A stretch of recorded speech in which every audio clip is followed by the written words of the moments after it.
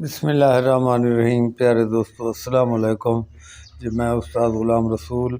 آج کا موضوع ہے بکری کو زکام کون سی وجوہات سے ہوتا ہے، انہی کی تفصیل۔ اور ویڈیو شروع کرنے سے پہلے جو نئے دوست ہیں وہ چینل کو سبسکرائب کر لیں اور لائک کا بٹن بھی دبائیں۔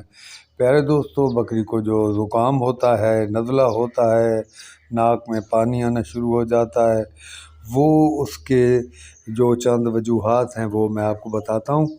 سب سے پہلے تو بکری جو چرائی پر رہتی ہیں یا ویسے شیڈ میں رہتی ہیں، دھول مٹی کسی آندھی کی وجہ سے، ویسے بھی دھول مٹی ہو پھر بھی ان کو نزلہ زکام ہو جاتا ہے۔ اس کے علاوہ جب بکری ٹھنڈی گرم ہوتی ہے، جیسا کہ گرمی سے آئے اور پھر ہم ٹھنڈا پانی پلا دیں تو پھر بھی ہو جاتا ہے۔ اس کے علاوہ جب بیٹھتی ہیں تو وہاں اگر جگہ زیادہ ٹھنڈی ہے اور باہر گرمی میں یکدم آئے تب بھی نزلہ ہوتا ہے۔ جب گرمی میں رہیں اور سردی میں آئے، ٹھنڈی جگہ پر آئے یکدم زیادہ دیر گرمی پر بیٹھنے کے بعد تو پھر بھی نزلہ ہو جاتا ہے اور زکام ہو جاتا ہے۔ تو پیارے دوستو، یہ چند ایک وجوہات ہیں ان کے،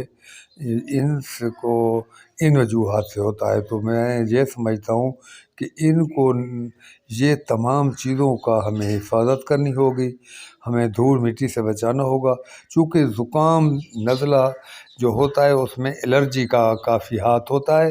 تو جب دھول مٹی چھاتی پر جاتی ہے تو پھر اس کے ناک میں پانی اور بلغم ہونا شروع ہو جاتی ہے، اور جو پانی ٹھنڈا گرم جانور ہوتا ہے تو اس سے ویسے جینون طریقہ کار ہے، اس سے ہو جاتا ہے، لیکن پھر بھی نزلہ زکام ہو جاتا ہے۔ تو ہمیں ان تمام چیزوں کا دھیان دینا ہوگا، جانور کو ایک نارمل ٹمپریچر میں رکھنا ہوتا ہے اور اس کا دھیان دیں، اور دھول مٹی سے جانوروں کو بچائیں تاکہ اس جو نزلہ زکام ہے اس سے بکریوں کو بچایا جائے۔ جب پانی پلاتے ہیں تو وہ نارمل ہو، ایسا نہ ہو کہ جانور کو پسینہ ہو، گرمی ہو اور پھر آپ بہت زیادہ ٹھنڈا پانی پلا دیں۔ جب جانور کو پسینہ گرمی ہو تو تھوڑا دیر اس کو پانی نہ پلائیں، وہ نارمل ہو جائے بعد میں پانی پلائیں۔